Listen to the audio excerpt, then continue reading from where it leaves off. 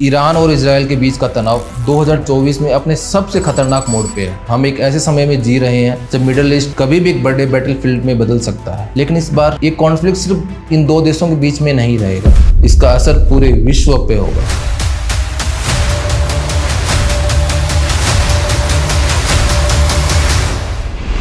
Iran और Israel की दुश्मनी कोई नई नहीं है, ये बहुत पुरानी है और इसमें सबसे बड़ा मुद्दा है ईरान का न्यूक्लियर प्रोग्राम, जिसे इजराइल एक बड़े खतरे के रूप में देखता है। 2024 में ये कॉन्फ्लिक्ट बहुत बड़े मिलिट्री लेवल तक पहुंच गया जब अप्रैल में ईरान ने इजराइल की मिलिट्री बेस पे मिसाइल और ड्रोन से हमला किया। इससे पहले भी ईरान इजराइल पे अटैक करता रहता था, वो डायरेक्टली ना करके इनडायरेक्टली करता था हमास और हिजबुल्लाह के थ्रू। लेकिन इस बार मामला कुछ और है और वो अब डायरेक्टली उसके सामने आ गया है और डायरेक्टली उससे लड़ाई करने लग गया। 1 अक्टूबर 2024 को 200 से ज़्यादा मिसाइलें ईरान ने इजराइल पे डाली और वो उनका जवाब था उनके जो लीडर थे, जो हमास के लीडर थे, उनका बदला लेने के लिए। क्योंकि इससे पहले इजराइल ने उनके कवर्ड ऑपरेशन में उनके जो बड़े बड़े लीडर थे उनको मार गिराया था, तो इसका बदला लेने के लिए ईरान ने 200 से ज़्यादा मिसाइलें डालकर उनके जो एयरबेस है उनको उड़ा दिया और ये डायरेक्टली उनकी लड़ाई थी इजराइल के साथ।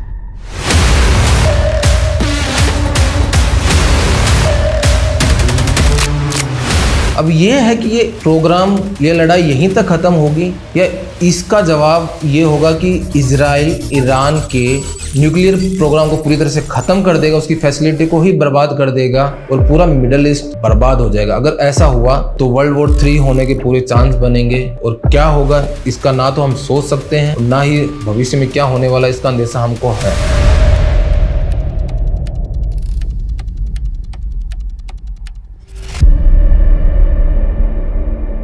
ईरान और इजराइल के बीच की जो टेंशन है वो उन दोनों देशों तक ही सीमित नहीं है, वो अपने आजू बाजू के जितने भी देश हैं उनको भी इफेक्ट कर रहे हैं। जैसे कि लेबनान में हिजबुल्लाह एक्टिव है और हिजबुल्लाह ईरान को अपना एलाई समझता है। एक तरफ से इजराइल हिजबुल्लाह से लड़ाई कर रहा है, वहीं वो गाजा पट्टी में हमास के साथ लड़ाई कर रहा है। ऐसे ही वो चारों तरफ से अपने जितने भी मल्टीपल फ्रंट पे लड़ाई कर रहा है।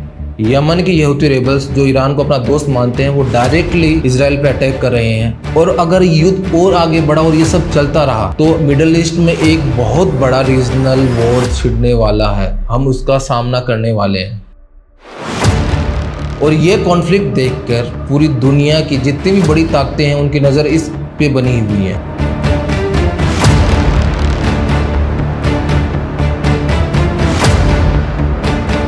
यूएसए के प्रेसिडेंट जो बाइडेन ने बयान दिया है कि इजराइल ईरान के न्यूक्लियर साइट पे तक न पहुंचे, वहां अटैक वो न करें, वो उससे दूर रहें। अगर पहुंच गया तो बहुत बड़ा खतरा पूरी ह्यूमन काइंड को देखना पड़ सकता है। यूएन ने भी कहा है अगर टेंशन एस्केलेट हुआ तो इसका रिजल्ट कैटास्ट्रोफिक होगा, बहुत बड़े लेवल पे इसका बहुत असर देखा जाएगा आने वाले समय में। हो सकता है वर्ल्ड वॉर 3 भी शुरू हो जाए और क्या क्या हो सकता है। तो यूएन ने भी हिदायत दी है कि प्लीज इस चीज को रोका जाए, कैसे भी करके डिप्लोमेसी के थ्रू या कैसे भी करके इस कॉन्फ्लिक्ट को जितना जल्दी हो सके खत्म किया जाए और रोका जाए।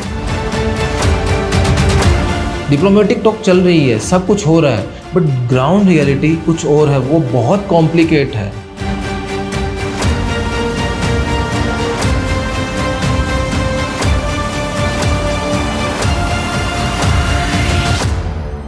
अगर ये टेंशन नहीं रुकी तो इस कॉन्फ्लिक्ट का सबसे बड़ा इम्पैक्ट ग्लोबल इकोनॉमी पे होगा, क्योंकि मिडिल ईस्ट सबसे ज्यादा ऑयल प्रोड्यूस करता है और अभी कुछ देशों ने ईरान के ऑयल पे सैंक्शन लगाने शुरू कर दिए। अगर ऐसा हुआ तो आप बिलीव नहीं करोगे, ऑयल का प्राइस स्काई रॉकेट होगा, आप खरीद नहीं पाओगे, इतना ऊंचा चला जाएगा और देखना इससे पूरी ग्लोबल सप्लाई पे असर होगा। और इसके साथ साथ क्या हो रहा है कि जो बड़ी बड़ी ताकतें हैं वो अपने इंटरेस्ट को दिखा रही हैं, वो अपने इंटरेस्ट को डिफेंड करने के लिए बहुत सारी चीजें कर रही हैं और इस कॉन्फ्लिक्ट का जियोपॉलिटिकल रिजल्ट बहुत बड़ा हो सकता है। बहुत बड़ी बड़ी ताकतें जैसे रसिया, चाइना, यूएसए वो अपने इंटरेस्ट को डिफेंड कर रही हैं। अगर ये सब नहीं रुका और युद्ध और आगे बढ़ा तो दुनिया की डायनामिक चेंज हो जाएंगी, दुनिया के पावर हाउस चेंज हो जाएंगे, दुनिया में एक नई ताकतें उजागर होंगी और उसका असर बहुत बुरा होगा आने वाले टाइम में।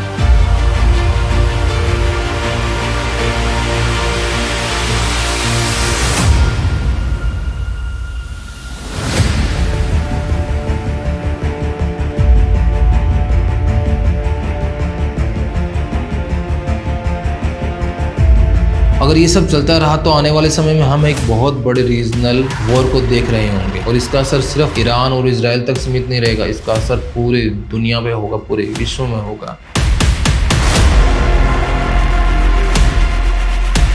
अगर इसका सॉल्यूशन डिप्लोमेटिक नहीं हुआ तो आने वाले समय में आप एक बहुत बड़ी रीजनल वॉर का सामना कर रहे होंगे। आपको क्या लगता है, ये टेंशन और बढ़ेगी या फिर डिप्लोमेसी से सॉल्व कर ली जाएगी? जैसा भी हो कमेंट करके जरूर बताएंगे और ऐसे अपडेट के लिए चैनल को जरूर सब्सक्राइब करें।